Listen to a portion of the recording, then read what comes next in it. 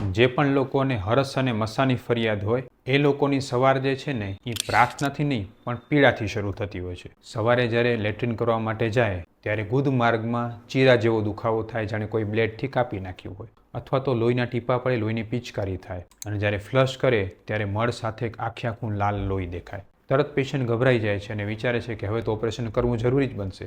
પણ મિત્રો, મારો આજનો આ વિડીયો જોશો તો તમને જણાશે કે આવા 80થી 90% કેસમાં ઓપરેશનની કોઈ જરૂર જ હોતી નથી.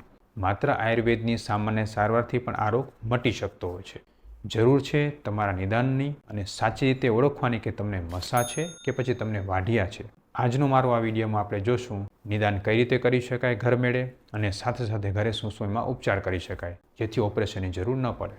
નમસ્કાર મિત્રો, વિડીયોમાં આગળ વધીએ એનાથી પહેલાં મારી આપણે નમ્ર વિનંતી છે કે તમે કોઈ પણ રોગથી પરેશાન હો અને તમે વિચારતા હો કે આમાં આયુર્વેદ સારવાર થઈ શકે કે ન થઈ શકે, તો તમે અમારા આ યુટ્યુબ ચેનલ, ફેસબુક, ઇન્સ્ટાગ્રામના બધા જ વિડીયોને શાંતિથી જુઓ. તમને એવા હજારો વિડીયો મળશે કે જે દર્દીઓ આયુર્વેદ સારવારથી સાજા થયેલા છે. તમારો આત્મવિશ્વાસ વધશે અને તમે કોઈ પણ રોગ માટે આયુર્વેદ સારવાર કરવા માંગતા હો તો તમે અમારો સંપર્ક પણ કરી શકો છો. અમે ઓનલાઈન અને ઓફલાઈન બંને રીતે દવા કરતા હોઈએ છીએ. નમસ્કાર મિત્રો, હું છું doctor Vishal Pandya, MD Ayurveda physician, Panchakarma specialist, Sanjivani Ayurveda hospital, Gandhidham, કચ્છથી. મિત્રો, સૌપ્રથમ તો આપણે એ સમજવું જોઈએ કે હરસ અને મસા એ શું છે. તો આ બંને વસ્તુ અલગ અલગ છે અને ઘણી વખતે તળપદી ભાષામાં એ દરેક વખતે અલગ અલગ રીતે બોલાવવામાં આવે છે. સૌથી પહેલાં તો એ સમજો કે તમને ગુદ માર્ગમાં શું થાય છે અને તમારે એ સમયે શું કરવું જોઈએ, શું નિદાન છે. તો જો તમને ગુદ માર્ગમાં બ્લેડથી કાપ્યો હોય, વેદના થતી હોય, મળતા કરતી વખતે અતિશય દુખાવો થતો હોય, સંડાસમાં લોહી જે છે એ મળની સાથે ચોંટીને આવતું હોય,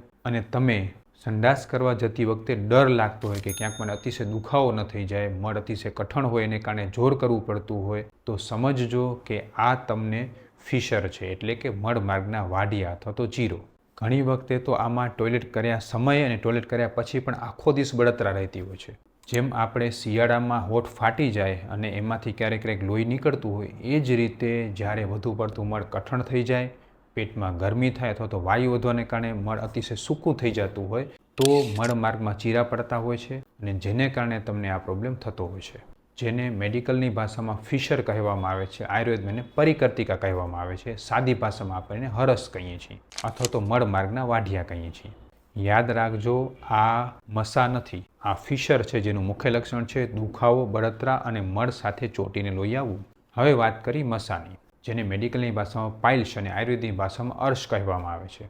આ અર્શ મોટે ભાગે મળમાર્ગમાંથી નાનું આંચળ જેવું બહાર આવતું એવું લાગતું હોય છે, સામાન્ય દુખાવો રહેતો હોય છે અને પિચકારીની જેમ લોહી પડતું હોય છે. ઘણી વખતે સૂકા મસા હોય તો માત્ર મરમાર્ગમાંથી થોડું બહાર અંકુર જેવું આવતું એવું લાગતું હોય છે, પણ એમાં દુખાવો ક્યારેક હોય છે ને ક્યારેક ખૂબ ઓછો દુખાવો હોય છે, માત્ર સોજો હોય છે.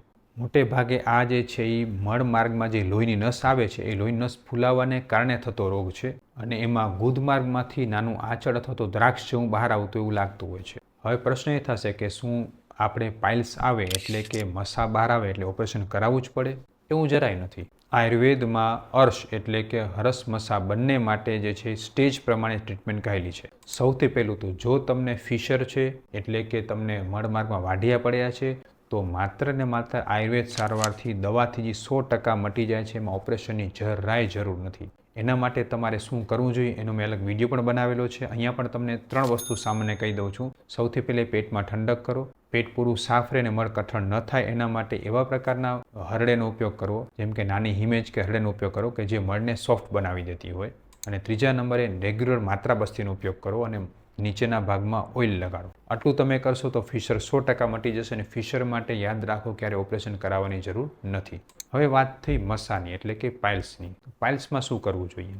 મિત્રો, પાઇલ્સના 4 અલગ અલગ સ્ટેજ છે. એમાંથી પહેલા અને બીજા સ્ટેજમાં ઓપરેશનની કોઈ જ જરૂર નથી. એ માત્ર ને માત્ર આયુર્વેદ સારવારથી ખૂબ સરસ રીતે મટી જતા હોય છે. સૌથી પહેલું સ્ટેજ છે મસા થોડા બહાર આવતા હોય અને માત્ર મળત્યાગ કરતી વખતે બહાર આવતા હોય અને પછી અંદર ચાલ્યા જતા હોય. બીજા સ્ટેજમાં મસા થોડા વધારે બહાર આવતા હોય, થોડું લોહી પડતું હોય અને મળ ત્યાગ કરતી વખતે મસા તો બહાર આવતા હોય પણ હાથેથી એને અંદર મૂકવાથી પાછા અંદર ચાલ્યા જતા હોય છે. ત્રીજું સ્ટેજ છે મળમાર્ગમાં મસા સાવ બહાર જ રહેતા હોય, અંદર જતા ન હોય. અને ચોથું સ્ટેજ છે મળમાર્ગમાં મસા બહાર આવીને ખૂબ જ સોજા સાથે અતિશય દુખાવો અને લોહી પડતું હોય. પહેલા અને બીજા સ્ટેજમાં તમે આરામથી આયુર્વેદ સારવારથી એને મટાડી શકો છો. એમાં કોઈ જ ઓપરેશનની જરૂર નથી. હવે એમાં આયુર્વેદ સારવાર કઈ રીતે કરવી જોઈએ? તો મિત્રો, હરસ હોય કે મસા હોય એની આયુર્વેદ સારવાર મુખ્ય 3 સ્તંભ ઉપર આધારિત છે. સૌથી પહેલું તમારું પાચન સુધારવું, કારણ કે અર્શ એટલે ગુદમાર્ગના દરેક પ્રકારના રોગોનું મુખ્ય કારણ આયુર્વેદમાં કહ્યું છે મંદા અગ્નિ, એટલે કે તમારી પાચન શક્તિ નબળી હોવી. જો તમે પાચનને સુધારશો તો તમારા હરસ આરામથી મટી શકે એમ છે. પાચન સુધારવા માટે મેં તમને ઘણા બધા અલગ અલગ ઔષધિઓ કીધા છે, જેમાં સૌથી અગત્યનું છે અર્શકુઠાર રસ, જે તમે લઈ શકો છો. સાથે સાથે જે છે હરડેનું નિયમિત સેવન કરવું અથવા તો ત્રિફળાનું નિયમિત સેવન કરવું જોઈએ. અને સીટ્સ બાથ લેવો જોઈએ, એટલે કે ગરમ પાણીમાં ગુદમાર્ગ ડૂબે એ રીતે બેસવું જોઈએ, જેથી ગુદમાર્ગનો સોજો ઓછો થાય અને તમને દુખાવો પણ ઓછો થાય. આયુર્વેદનું બીજું કામ છે મસાને સૂકવવું. મિત્રો, ઘણા બધા લોકો એવો પ્રચાર પણ કરતા હોય છે કે આયુર્વેદથી મસા ખરી જાય છે, દવામાં કોઈ પાણીમાં બેસાડે છે અને મસા ખરેલા બતાવે છે, પણ એ વાત ખોટી છે. આયુર્વેદથી કાં તો ક્ષારસૂત્ર કરો તો જ મચ્છા કપાઈને બહાર નીકળે છે, અથવા તો જો તમે નિયમિત રૂપથી માત્રા બસ્તી લો છો, ત્યાં સરસ રીતે ઓઇલ લગાડો છો અને પાચનને ખૂબ સારું રાખો છો અને કબજિયાત નથી રહેવા દેતા, તો ધીરે ધીરે મસાની સાઇઝ ઓછી થતી હોય છે અને ઘણી વખતે અંદર પણ જતા રહેતા હોય છે. પણ હા, આ મસા બહાર લટકતા હોય અને સતત બહાર રહેતા હોય તો કોઈ પણ દવાથી એ ખરી જતા નથી. એમાં ઓપરેશનની જરૂર પડે છે. મસાને અંદર કરવા માટે ફલત્રિકાદિક વાત, લીમડાનો ઉકાળો અથવા તો જે છે એ મેં તમને કીધું હરડે અને ત્રિફળા ખૂબ ઉપયોગી બને છે. એટલે આના માટે તમારે ડૉક્ટરની સલાહ લેવી ખાસ જરૂરી છે. ત્રીજું છે બળતરા અથવા દુખાવાને શાંત કરવાની વિધિ. મિત્રો, બળતરાનો દુખાવો શાંત કરવા માટે તમારે જાત્યાદી તેલ નામનું જે તેલ આવે છે એ તેલને ગરમ કરી એમાં કોટનને બોળી એ મળમાર્ગ પાસે રાખવાથી તમારા મસામાં દુખાવો શાંત થશે. સાથે સાથે જો તમને વાઢિયા હશે તો વાઢિયામાં પણ દુખાવો ખૂબ સરસ રીતે, બળતરા અને દુખાવો બંને શાંત થશે. એટલે આ 3 રીતે જો આયુર્વેદમાં દવા કરવામાં આવે છે તો ધીરે ધીરે મસાની પ્રોબ્લેમ આપણે જડમૂળથી દૂર કરી શકીએ છીએ. અને મિત્રો, ખાસ એક વાત યાદ રાખો, આ બધા પ્રારંભિક અને પ્રાથમિક ઉપચારો છે કે તમે ઘરે કરી શકો છો. ક્યારે ઓપરેશન કરવું જોઈએ?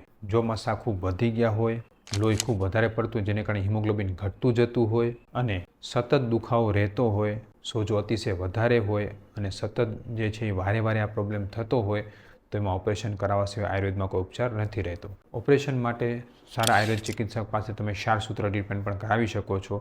ક્ષારસૂત્ર પદ્ધતિ આયુર્વેદની એક ખૂબ જ સારી પદ્ધતિ છે, જે ઓપરેશન ખૂબ સક્સેસ જતું હોય છે. એટલે મિત્રો, હંમેશા ઓપરેશન કરવું જરૂર નથી. તમે તમારા પાઇલ્સ અથવા તો ફિશરનું સ્ટેજ ચેક કરો અને એના આધારે તમે દવા નક્કી કરી શકો છો. આના માટે તમે અમારી સલાહ લેવા માગતા હો, તમે રૂબરૂ અને ઓનલાઈન પણ આના માટે સલાહ આપતા હોય છે, તમે અમારો સંપર્ક પણ કરી શકો છો. કારણ કે તમારા સ્વાસ્થ્યની જવાબદારી અમારા ઉપર.